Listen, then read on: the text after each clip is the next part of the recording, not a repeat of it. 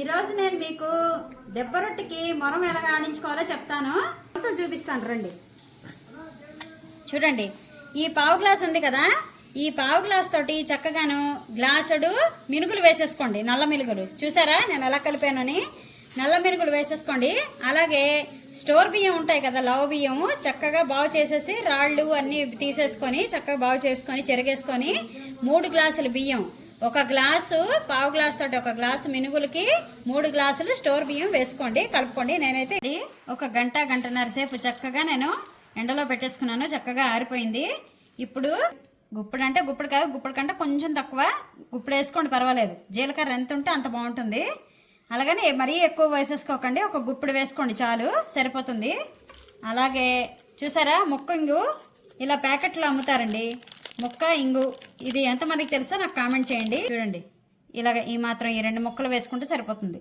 ఎక్కువ వాసన వస్తుంది కాబట్టి ఇది మనం ఇప్పుడు శుభ్రంగాను మిల్లు ఆడించేసుకుందాం. తీసుకుని వెళ్ళి మిల్లు ఆడిస్తాను.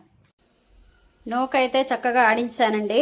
చక్కగా ఇలా సన్నగా ఉంటే సరిపోతుంది. మరీ సన్నగా కాదు, అలాగని లావుగా కాదు, మధ్య రకంలో ఉండాలి. సన్నగా అయితే రొట్టి బాగా రాదు. నేను ఒక 3 గ్లాసులు నూక తీసుకున్నానండి. పావు గ్లాస్ తోటి 3 గ్లాసులు నూక తీసుకుంటే 4 తినచ్చండి. అలాగే నేను ఇప్పుడు 3 గ్లాసుల నీళ్ళు ఈ నూకలోని చెంబుడు నీళ్లు పోస్తున్నానండి నానబెట్టుకుందికి. మీరు 2-3 గంటలప్పుడు, మధ్యాహ్నం 2-3 గంటలప్పుడు నానబెట్టుకుంటే రాత్రి మీరు టిఫిన్ వేసుకోవచ్చు. 7:30-8 అప్పుడు టిఫిన్ వేసుకోవచ్చు. తర్వాత దీంట్లో ఏం వేయాలో నేను చెప్తాను. ఇది ములిగేలాగా చక్కగా ఇలాగా నానబెట్టుకోండి.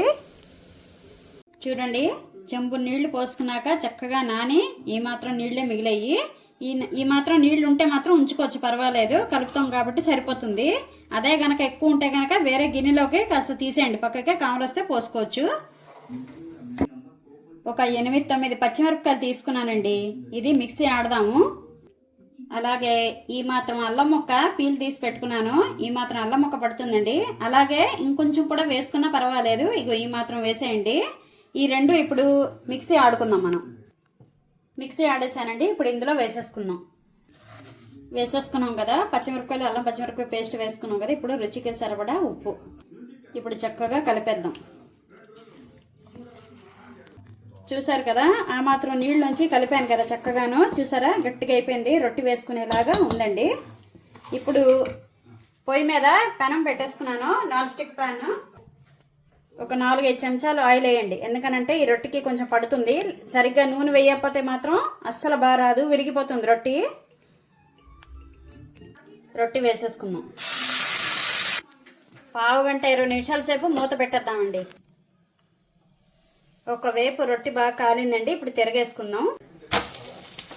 చూసారా, ఒకవైపు చక్కగా కాలింది, ఇంకో వైపు కూడా కాల్చాలి, బాగా కాల్చాలి. చాలా కదా. మరి ఎలా చేశాను అని మినుగులు బియ్యం 2 కలిపి నూకాడించి రొట్టి చేశాను. ఇది ఒంటికి కూడా చాలా మంచిదండి, నడుంకి చాలా మంచిది.